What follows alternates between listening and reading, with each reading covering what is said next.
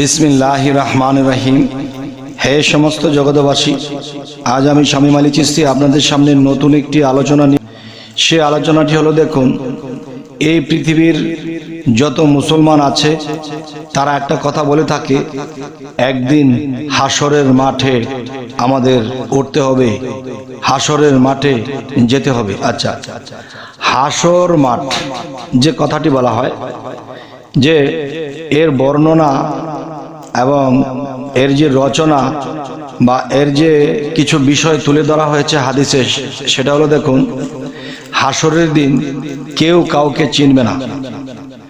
সেখানে মা ছেলেকে চিনবে না, বাবা ছেলেকে চিনবে না, ছেলে বাবাকে চিনবে না, নাতি দাদাকে চিনবে না, দাদি তার নিজের প্রাণ প্রিয় সন্তানকে বা নিজের কোনো আত্মীয়কে চিনবে না। তাহলে এই যে বিষয়টি, যে চিনবে না কেন আর না চেনার আরেকটা বিষয়, সেটি কোথায়? সেটি হাসরের মাঠে। তাহলে আমি এই বিশ্ববাসীর কাছে আমি একটা প্রশ্ন রাখবো, এই বিশ্বের সমস্ত মুসলমানের কাছে আমি প্রশ্ন রাখবো, আর সেটি হলো যে যারা মুসলমান এবং এই হাদিসগুলো যারা মানে, আমি তাদের কাছে বলবো যে দেখেন, হাসর শব্দের অর্থ কি?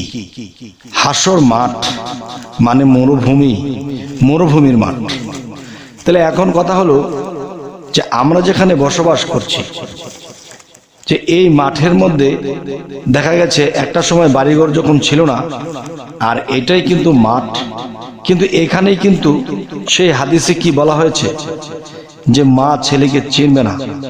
দেখবেন যে মা এত মায়াশীল, এত দয়াশীল হয় সন্তানের জন্য, সেই সন্তান মাকে চিনবে না, মা সন্তানকে চিনবে না। দেখেন এই পৃথিবীতে কিন্তু এমন কোনো ঘটনা ঘটেছে যে মা তার সন্তানকে মেরে ফেলেছে।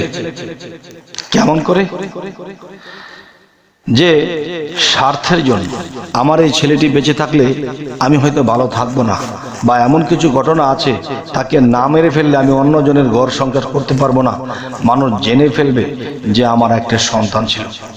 এমনও হতে পারে যে সে এমন একটা ব্যাকআউটের মধ্যে পড়ে গেছে, সন্তানের পরিচয় দিলে সে দুনিয়াতে বেঁচে থাকতে পারবে না, তখন সেই সন্তানকে মেরে ফেলতে দ্বিধাবোধ করেন না। এবং এমন ছেলে আছে, মাকে মেরে ফেলেছে। যদি চিনতো, যদি মায়া থাকতো বা চিনতো, তাহলে কিন্তু তার মাকে সে মারতে পারতো না। তার মানে বোঝা গেল কি, যে মা সন্তানকে চিনবে না, সন্তান মাকে চিনবে না। সেটি কোথায়? সেটি হলো হাসরের মাঠে। তাহলে হাসরের মাঠটি কোথায়? দেখেন, দুনিয়াতে চলতে গেলে অনেক ঘটনা ঘটতেছে। বাপ ছেলেকে মেরে ফেলেছে, ছেলে বাবাকে মেরে ফেলেছে, দাদাকে মেরে ফেলেছে, নিজের মাকে মেরে ফেলেছে। তাহলে বোঝা গেল কি, হাসরের মাঠ কোথায়? আর হাসরের মাঠেই তো এগুলা ঘটবে, তবে দুনিয়ার মাঠে যেগুলো ঘটবে এ কথা তো বলা হয়নি। আচ্ছা, আরো একটি বিষয় হলো, দেখুন, হাসরের দিন হযরত মুহাম্মদ সাল্লাল্লাহু আলাইহি সাল্লাম তিনি যে আবে কাউসারের পানি নিয়ে ঘুরবেন দাঁড়ে দাঁড়ে, আবে কাউসারের পানি নিয়ে দাঁড়ে দাঁড়ে ঘুরবেন। তাহলে এই যে বিষয়টি, এটি কি বোঝানো হয়েছে? দেখেন, পানির সাথে জ্ঞানের তুলনা করা হয়েছে। আর আবে কাউসারের পানি নিয়ে হযরত মুহাম্মদ সাল্লাল্লাহু আলাইহি সাল্লাম দাঁড়ে দাঁড়ে ঘুরবেন। দেখেন, পানির সাথে যদি জ্ঞানের তুলনা করা হয়, হযরত মুহাম্মদ সাল্লাল্লাহু আলাইহি সাল্লাম তিনি কিন্তু জায়গায় জায়গায় হেঁটেছে, মানুষকে বুঝিয়েছে, আর সেই জ্ঞানের বাণী কানে কানে পৌঁছে দিয়েছে। আর সেই জ্ঞানের বাণীটাই হলো আবে কাউসারের পানি। আর আবে কাউসার কি? জ্ঞান পানি বা জ্ঞান বিষয়টাই বোঝানো হয়েছে। এখন এই জ্ঞান দিতে যাইয়া কাফেররা মারধর করলো, রক্তাক্ত করলো। এই জ্ঞান দিতে যাইয়া কত মানুষের অপমান লাঞ্ছত পেতে হলো। এই গোটা মুষ্টি কিছু মানুষ হযরত মুহাম্মদ সাল্লাল্লাহু আলাইহি সাল্লামের উপরে ঈমান আনলো, বিশ্বাস আনলো যে হ্যাঁ, তিনি আল্লাহর নবী। তো এখন আমি যে কথাটি বলবো, যে নবী কথা বলা হয়েছে যে নবীজি হাসরের দিন আবে কাউসারের পানি নিয়ে দাঁড়ে দাঁড়ে ঘুরবেন এবং বিতরণ করবেন।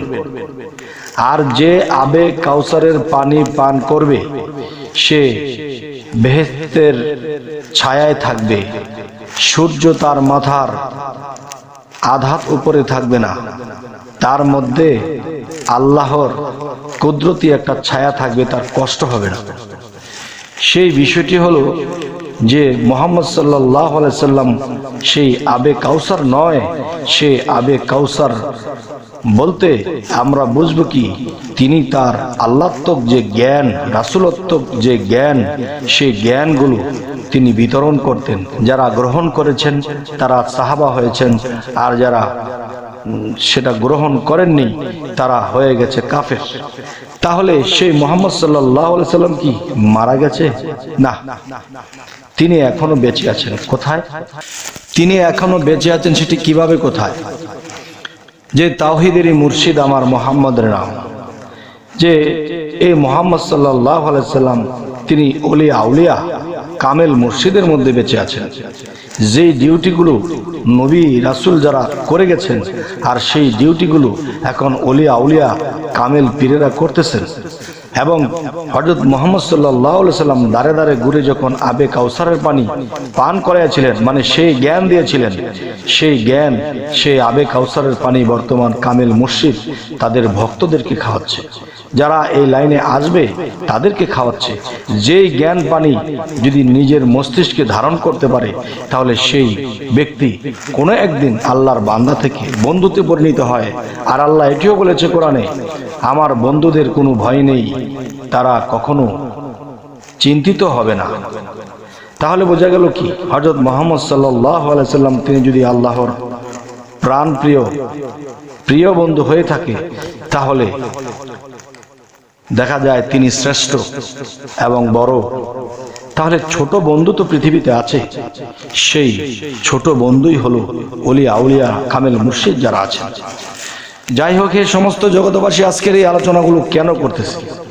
যে আমরা একটা জিনিস জানি, হাসরের দিন কেউ কাউকে চিনবে না। সেটা কোথায় কিভাবে চিনবে না সেটাও কিন্তু বলা হলো। এবং হাসরের দিন নবীজি আবে কাউসারের পানি নিয়ে দাঁড়ে দাঁড়ে ঘুরবে, যারা এই পানি খাইবার যোগ্যতা আছে তারাই খাবে, আর যাদের যোগ্যতা নেই তারা খেতে পারবে না। তাহলে বোঝা গেল এই পৃথিবীতে কামেল মুর্শিদ যারা আছে, এই কামেল মুর্শিদের কথা কিন্তু আল্লাহ বলেছে কোরআনে সূরা কাহফের 17 নম্বর আয়াতে, যারা আমার মুর্শিদকে ধরলো না, বুঝলো না, মানলো না, তারা পথভ্রষ্ট।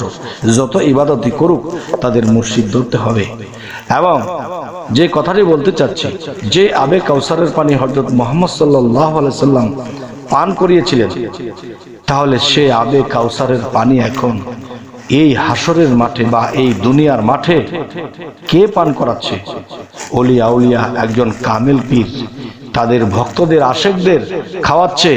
সেই জ্ঞান পানি খেয়ে কিংবা সেই জ্ঞান নিজের মস্তিষ্কে ধারণ করে তারা উচ্চ জ্ঞানে জ্ঞানান্বিত হচ্ছে, আল্লাহর বন্ধুতে পরিণত হচ্ছে। তাই আল্লাহ কি বলেছে, তুমি যদি একটা মিস্ত্রির সাথে শ্রম দাও, কাজ করো, চলো ফিরো, তাহলে তুমি একদিন সেই মিস্ত্রিতে পরিণত হবে। তুমি যদি কোনো মাওলানা সাহেবের সাথে চলাফেরা করো, একদিন মাওলানা হতে পারবে। তুমি যদি কোনোদিন একজন কামেল মুর্শিদের সাথে, আমার বন্ধুর সাথে তোমরা ওঠা বসা করো, শিক্ষা নাও, তাদের সাথে একযোগে চলো, মানো, তাহলে তোমরাও একদিন সেই আমার বন্ধুতে পরিণত হবে। সুবহানাল্লাহ। আর আল্লাহ বলেছেন, আমার বন্ধুদের কোনো ভয় নেই, চিন্তিত হবে না তারা। তাই বলবো, হে সমস্ত জগতবাসী, আজকের এই আলোচনাটি আমি কি বোঝাতে চাইলাম, অবশ্যই আমি ভেঙে বলার চেষ্টা করেছি। তো আসলে আপনারা কি বুঝলেন এটিও কিন্তু আমাকে জানাবেন, এবং সামনে কি ধরনের আলোচনা চাইছেন তাও জানাবেন। সকলেই ভালো থাকবেন, আমাদের চ্যানেলটিকে সাবস্ক্রাইব করে রাখবেন, যাতে করে আপনাদের পাশে থাকতে পারি। সকলেই ভালো থাকবেন। আল্লাহ হাফিজ।